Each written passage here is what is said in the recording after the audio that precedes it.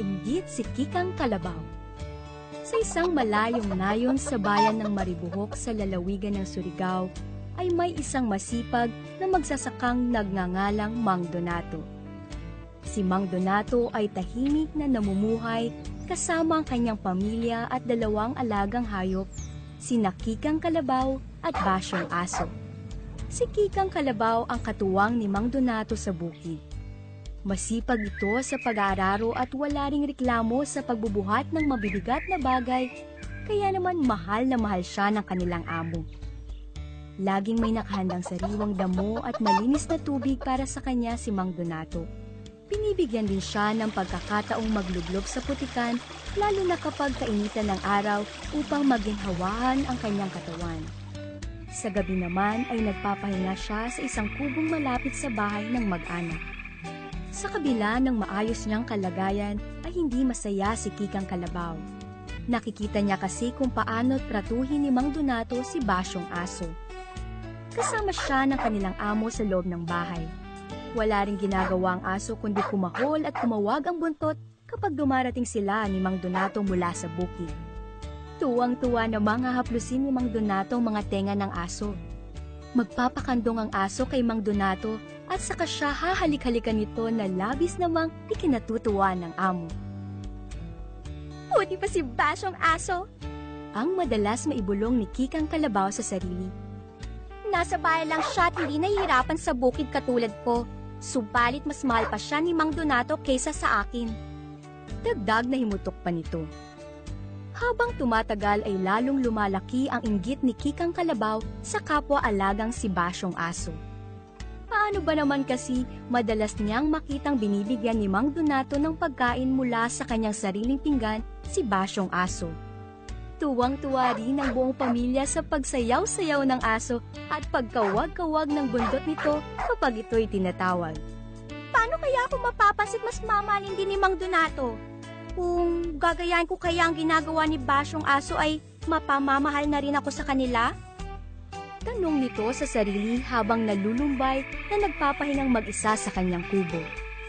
Tanging mga lamok na umuugong sa kanyang tainga ang kasama niya sa mga tahimik na gabing katulad nito.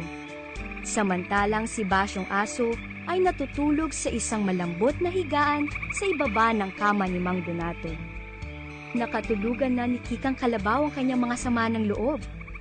Medyo nababawasan lang ito kapag muli siyang pupuntahan ni Mang Donato sa umaga at saka siya tatapik-tapikin ito bago bigyan ng almusal niyang damo at tubig.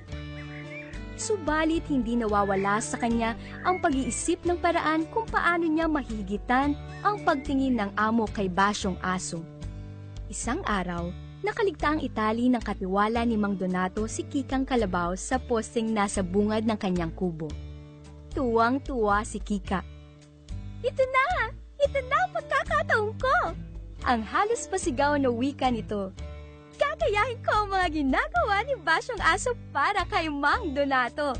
Tingnan ko lang kung hindi matuwa at mas mahalin pa ako ng amo ko. Ang tila tiyak na wika pa nito. Patakbong pumasok si Kikang Kalabaw sa loob ng kusina ni Mang Donato. Nadatnan niya itong mag-isang kumakain ng tanghalian. Dali-dali siyang sumugod sa kinaupuan ng magsasaka at ikinawag-kawag ang kanyang buntot na tulad ni Basyong Aso habang patalon-talon at patakbo-takbo. Sa katatalon niya ay natabing niya ang mesa kaya't naglaglagan ng mga pagkain at mga basag ang mga pinggan, baso at iba pang bagay na nasa mesa. Bigla rin siyang naupo sa kandungan ng gulat na si Mang Donato habang walang humpay niya itong hinahalik-halikan. Tulong! Tulungan niyo ako! Dahil sa malakas na sigaw ni Mang Donato, ay nagtakbuhang pumasok sa kusina ang kanyang buong pamilya at mga katiwala. Dali-daling hinatak ng isang katiwala ang tali ng kalabaw at dinala ito sa kalapit na kubo. Anong pumasok sa utak mong kalabaw ka? Muntik mo nang mapatay si Mang Donato sa ginawa mo. Magtatanda ka na ngayon at hindi mo malilimutan ang araw na ito. Ang galit na sigaw ng katiwala habang pinapalo ang kalabaw dahil sa ginawa nito. Tunay ngang ang pagiging mainggitin ay hindi nagbubunga ng mabuti.